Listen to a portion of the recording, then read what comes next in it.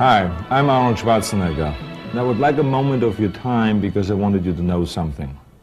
I wanted you to know about Dr. Milton Friedman's TV series, Free to Choose. I truly believe that the series has changed my life. And when you have such a powerful experience as that, I think you shouldn't keep it to yourself, so I wanted to share it with you.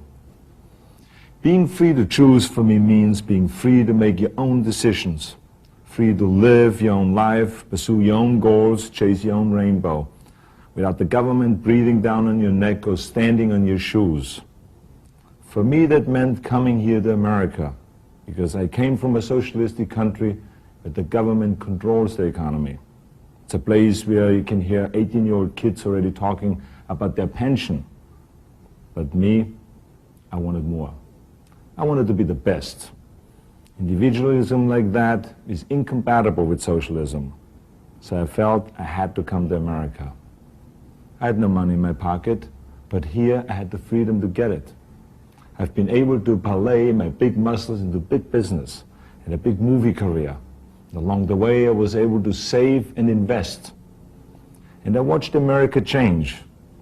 And I noticed this, that the more the government interfered and intervened and inserted itself into the free market, the worse the country did. But when the government stepped back and let the free enterprise system do its work, then the better we did, the more robust our economy grew, the better I did, and the better my business grew, and the more I was able to hire and help others. Okay.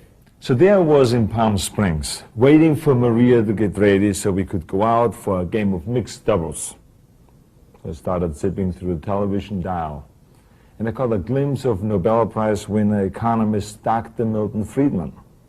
I recognized him from the studying of my own degree in economics and business, but I didn't know I was watching Free to Choose.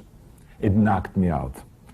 Dr. Friedman expressed, validated, and explained everything I ever thought or experienced or observed about the way the economy works. And I guess I was really ready to hear it. He said, the economic race should not be arranged so that everyone ends at the finish line at the same time, but so that everyone starts at the starting line at the same time. Wow. I would like to write that one home to Austria. He said, that society that puts equality before freedom winds up with neither. But that society puts freedom before equality will end up with a great measure of both. Boy, if I would have come up with that one myself, I maybe wouldn't have had to get into bodybuilding. When I did beef up my bodybuilding in business school, of course I started what Thomas Jefferson believed, and what Adam Smith thought, and even what Milton Friedman had to say. But with Free to Choose, it all came together. Their economic thought with my own personal experience.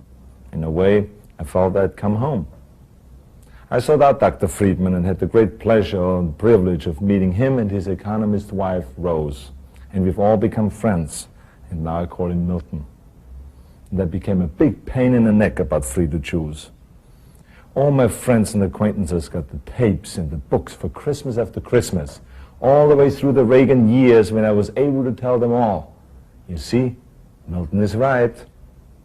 And I think it's crucial that we all keep moving in the same direction, away from socialism and towards greater freedom and opportunity. That's why I'm so excited that Milton Friedman is updating Free to Choose, bringing it into the 90s by discussing how to deal with the drug disaster, the Japan phenomenon, and of course, the miserable failure of communism. Oh, by the way, there are plans now to translate Free to Choose into the languages of the Soviet Union and Eastern Europe. And you know, they really need it to guide them through as they take the first walk into freedom. But we need it too. I recommend you the new TV series Free to Choose and encourage you to walk into the 21st century in freedom, in opportunity, and in success. With Dr. Milton Friedman. Thanks for listening.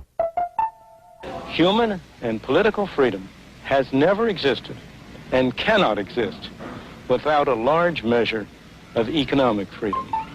Freedom is making choices. What's best for me? What do I want to do? We all want to be free to choose. No government official is telling these people what to do. Parental control, parents choosing the teacher, parents monitoring the schooling. Free to live your own life, pursue your own goals, chase your own rainbow, without the government breathing down on your neck or standing on your shoes. Most of us would choose prosperity if we could, but what's the best road to that goal? Free trade set off a process that revolutionized Japan and the lives of its people.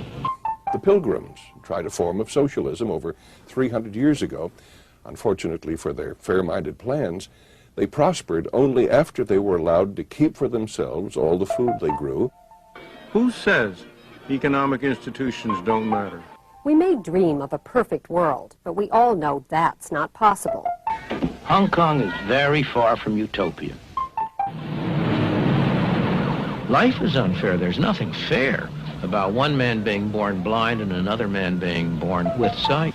I do not know any exception to the proposition that if you compare like with like, the freer the system, the better off the ordinary poor people have been. Dr. Friedman has spent a lifetime studying freedom and prosperity. To him, the lessons of history are clear. People are better off making their own choices, better off not relying on government. Free to choose is a survival kit for you and for liberty.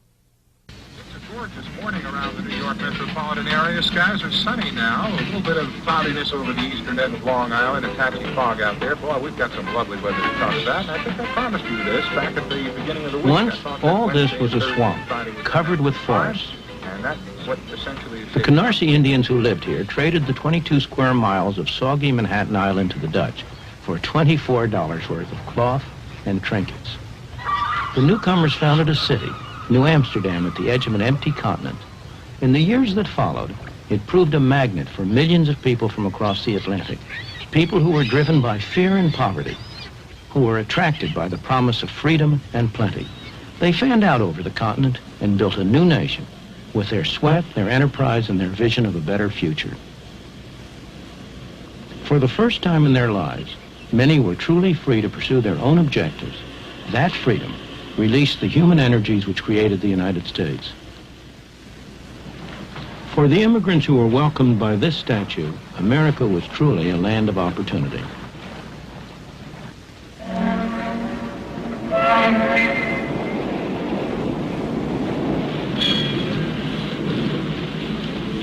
They poured ashore in their best clothes, eager and expectant, carrying what little they owned.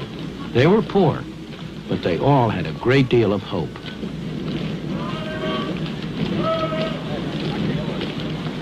Once they arrived, they found, as my parents did, not an easy life, but a very hard life.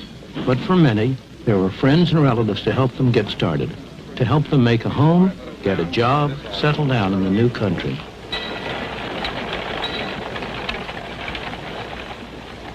There were many rewards for hard work, enterprise, and ability.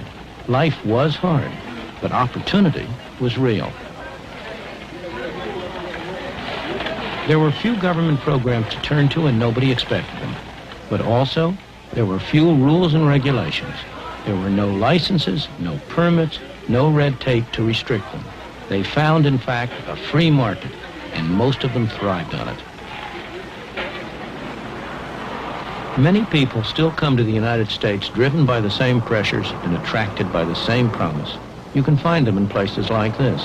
It's Chinatown in New York, one of the centers of the garment industry, a place where hundreds of thousands of newcomers have had their first taste of life in the new country.